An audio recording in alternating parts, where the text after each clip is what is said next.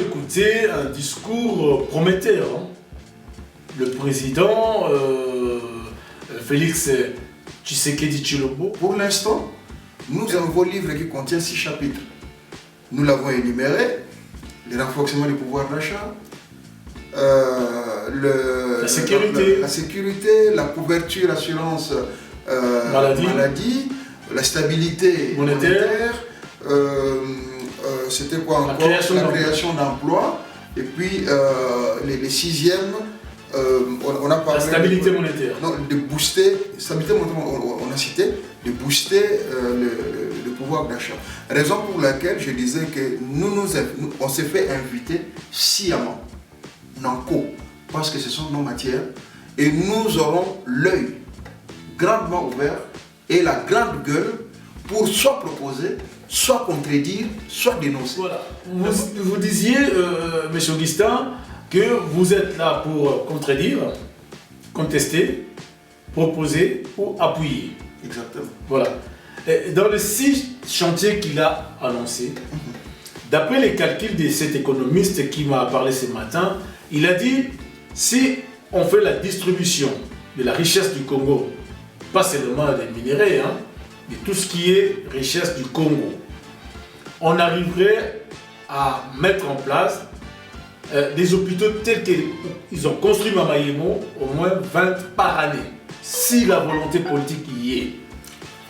Est-ce que vous savez que c'est constitutionnel, la redistribution de la richesse? Voilà. C'est pas pour rien, il faut lire aussi des fois la Constitution. On parle d'un conseil socio-économique, conseil social et économique qui siège comme appui, au même titre d'ailleurs que ces institutions d'appui, je crois, à la démocratie ou au gouvernement, qui siègent pour conseiller justement le gouvernement et faire les points par rapport au social et à l'économie du pays. Conseil social et économique, comme ça, qui est institutionnel d'ailleurs, qui siège. Maintenant, la vraie question qui doit être les soubassements, qui doit être la motivation et de l'opposition et des citoyens, le vrai problème, c'est la redistribution des richesses. Comment est-ce que, en fait, la lutte contre l'injustice sociale, autrement dit, comment est-ce que la richesse est redistribuée aux populations? On ne doit pas donner, comme notre ami l'économiste, et là c'est un calcul économique, hein, voilà, je respecte, mais on ne viendra pas donner $1 à tous les Congolais. La redistribution des richesses dépend de l'idéologie socialiste et communiste, hein, parce que ce sont des pensées, hein, des pensées politiques, c'est fait justement par les investissements qui permettent à tout le peuple d'en bénéficier. Les investissements publics, comme on dit, qui peuvent être les hôpitaux, les routes soutenir par exemple l'armée, la police, de l'eau et de l'électricité. Donc, ce qui fait que la population, d'une manière ou d'une autre, bénéficie de la richesse du pays. Exactement. Ouais. C'est comme ça qu'il faut voir les choses. Maintenant, quand vous regardez les 6 chantiers qui sont ouverts, nous attendons par quelle magie, par quel moyen, par quel procédé le gouvernement en place veut réellement créer des emplois, parce que nous avons démontré la nôtre, nous avons dit c'est la recherche scientifique. C'est par là. Quand on parle de la recherche scientifique, toute cette filière, la promotion des écoles techniques, tout cela, tous ces éléments-là, on en avait parlé. Maintenant, on verra comment est-ce que le gouvernement ou le président actuel veut créer des emplois. Stabiliser la monnaie. Évidemment, nous avons un problème sérieux. Nous vivons une inflation qui ne dit pas son nom.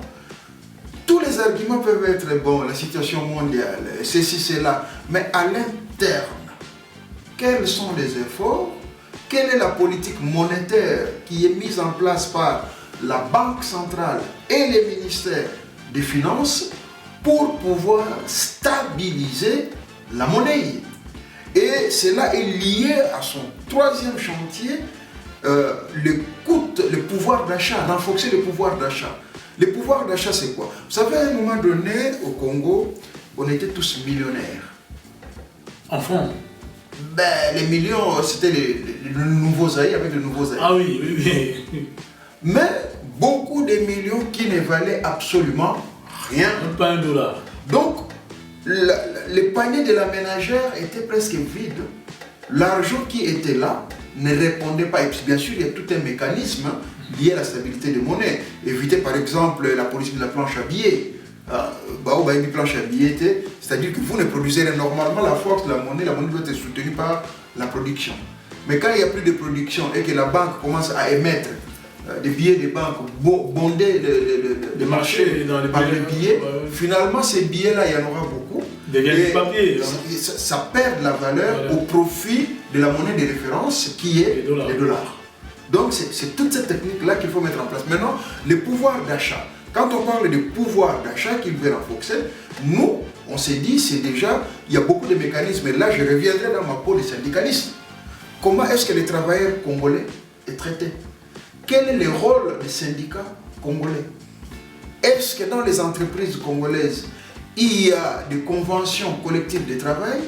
Est-ce que, parce que les économistes et les savants congolais, ils étudient ça à l'université. Hein. Ils savent, ceux qui font la mathématique financière, ils savent, il y a cette notion-là de comment calculer les salaires, comment informer les salaires. Est-ce que les syndicats suivent? Est-ce que toutes ces entreprises, il y a une corporation des entrepreneurs d'une part et de l'autre côté des défenseurs des travailleurs, comment est-ce qu'ils collaborent? Comment est-ce qu'ils jugent le coût de la vie et quelles sont les recommandations qui sont données? Donc, ce pouvoir d'achat-là doit être renforcé.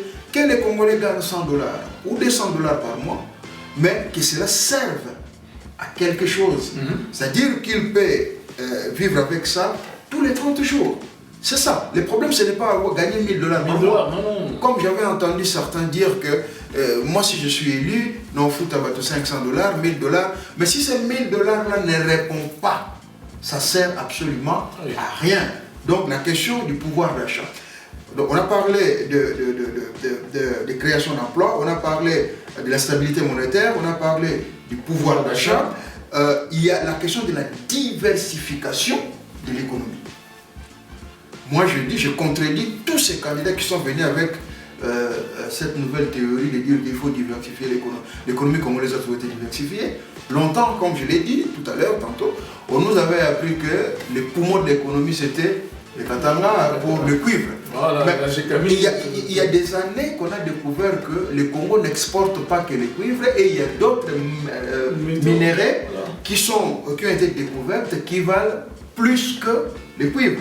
Quand on parle de coltan, quand on parle de l'or, quand on parle de manganèse, quand on parle... Nous avons quitté les Katanga pour aller vers l'Est, totalement. Donc, je vous dirais que même dans les Bas-Congo, je vous donne un exemple concret. La sidérurgie de Maroc. Aujourd'hui, elle est où? Avec 2 nouvelles machines. Ceux qui en savent quelque chose pourraient aller vérifier.